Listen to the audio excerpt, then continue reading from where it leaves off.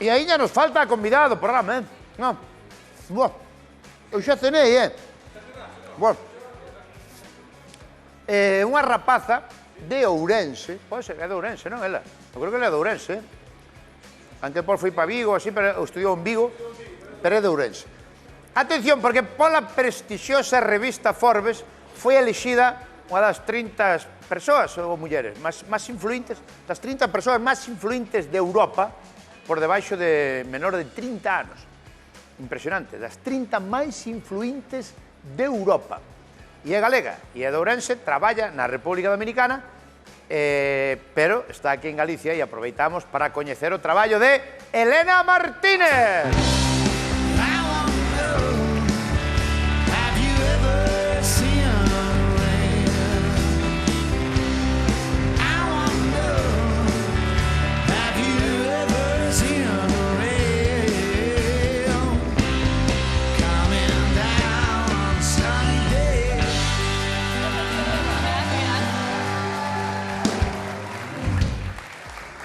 Que tal, Elena? Moi ben. Ostras, tamén puxen nervioso eu, porque ese rollo da revista Forbes, que sempre vemos a Forbes, os máis millonarios de España, os máis millonarios do mundo, e agora a xente máis influente, como foi? Como te enterache que te elixiran das 30 persoas máis influentes de Europa? Pois mira, entereime a última. Por qué? Quen te chamou? Pois eu estaba en Boston naquel momento. Pero para que fuche a Boston? Pois... Unha boa pregunta. Foras a Nova York, Filadelfia, Boston. Estaba por un proxecto co MIT, cando despertei pola mañá, abro o teléfono e de repente un montón de correos, un montón de mensaxes. E que che poñía? A lista, eu, que lista? Eu que non estaba enterada de nada, porque sí que había pasado diferentes fases, de eso haberíanme informado, pero non de que estaba na lista. Eu xa asumín que non ia estar. E de repente o vin que estaba xa en Forbes España, que estaba en todos lados, e eu, recén espertada, a última a enterarse. E flipache, claro. Sí. Flipache, que puderas esperalo de alguna maneira, digamos, pero... Sí, é que destas cousas que ensoñas, pero logo velas feita realidade, todavía é un pouco raro. Tan nova, de cantos anos tes, ti? 27. Que asco, 27 anos, Aguanta, que é a peor edad, pero xa vas indo cara a bon. 27 anos, és de Ourense, dixen ben, de Ourense? Sí, de Ourense, sí. Pero ti estudiache en Vigo, tú eres oceanógrafa, sí. Oceanógrafa. Exacto. De Ourense, cuidado. De Ourense, sí. Oceanógrafa. Sí, sí. E ahora estás na... Home, as praias que temos ali... Hombre, estás na República Dominicana. Sí. Estás facendo un traballo que eu creo que lles vai chamar moita atención, co argazo, que son esas algas que veñen, non sei de onde veñen, que enchen as praias, cando menos do Caribe, non? Sí. Todas as praias cheas desa alga, que como é exactamente ese proceso?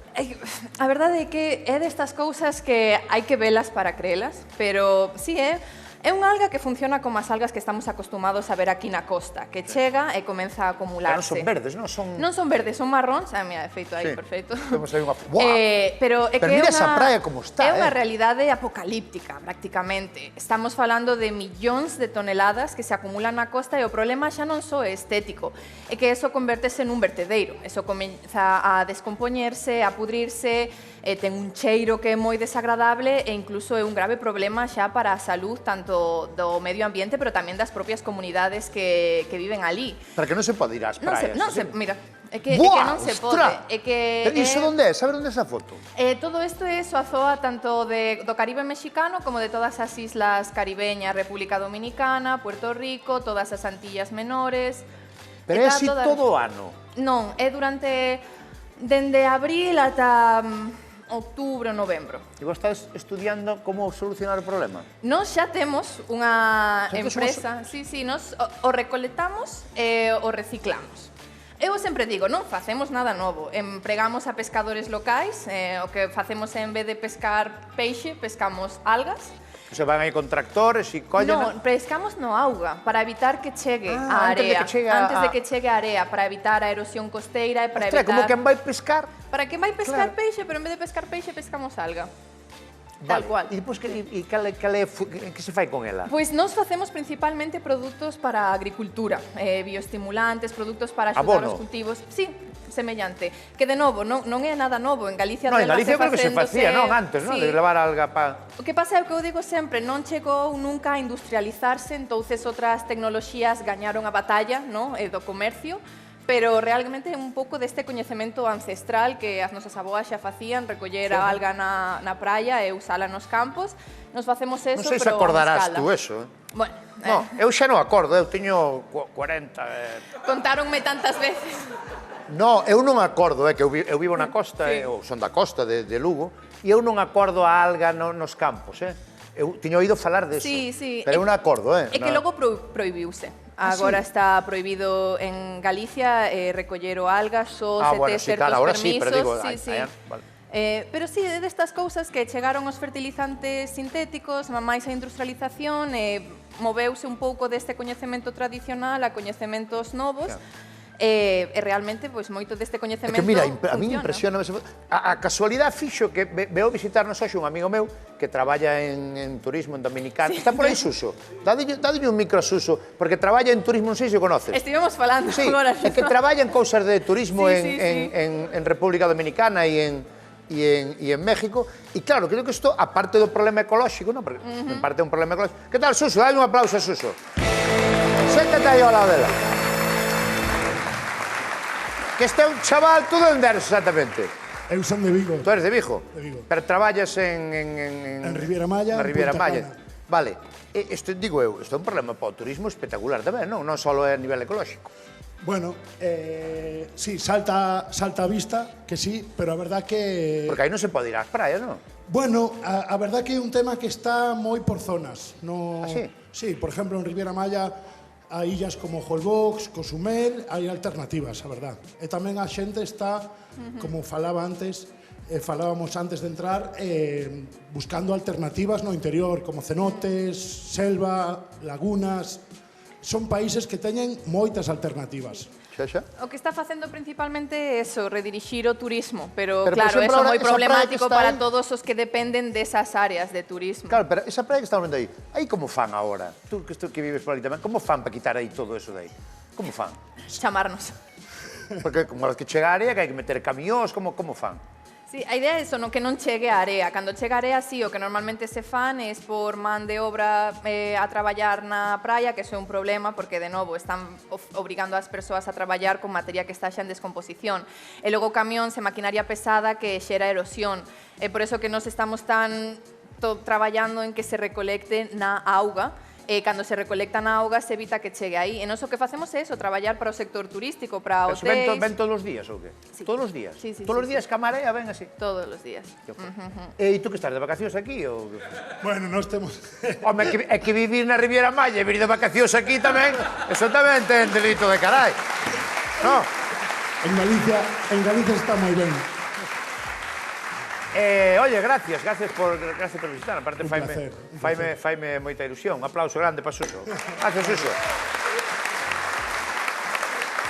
Oye, e unha rapaza de Ourense...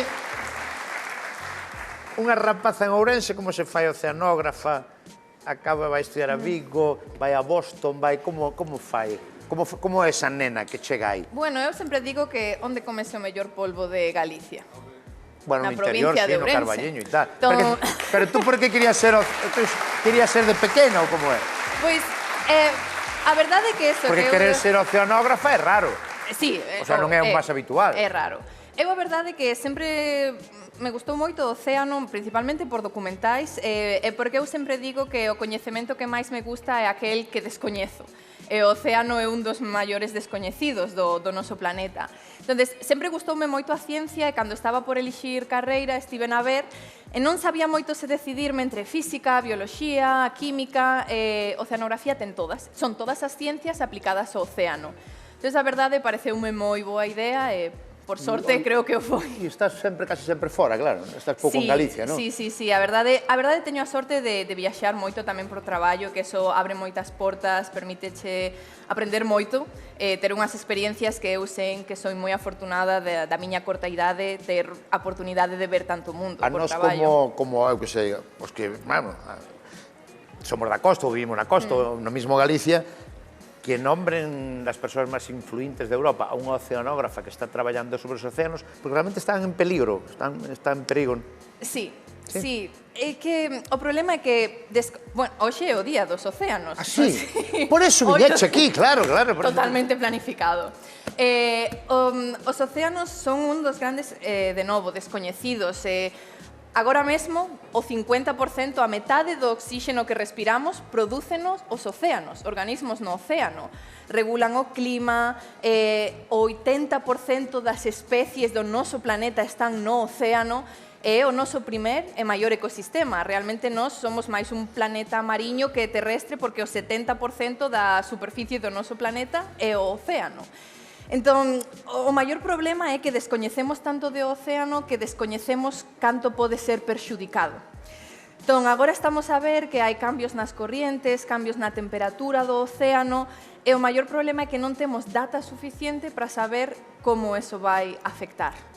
E xa estamos a ver problemas como eso, como as invasións masivas de algas, como a perda de biodiversidade, polo tanto, por exemplo, para os pescadores un grave problema, pero a maior dificultade é esa, que descoñecemos tanto que é moi difícil. Cando volves á República Dominicana? A finais de xullo. Ter ganas de volver ou estar ben aquí? Ah, é difícil esa pregunta. Tá aí a cousa.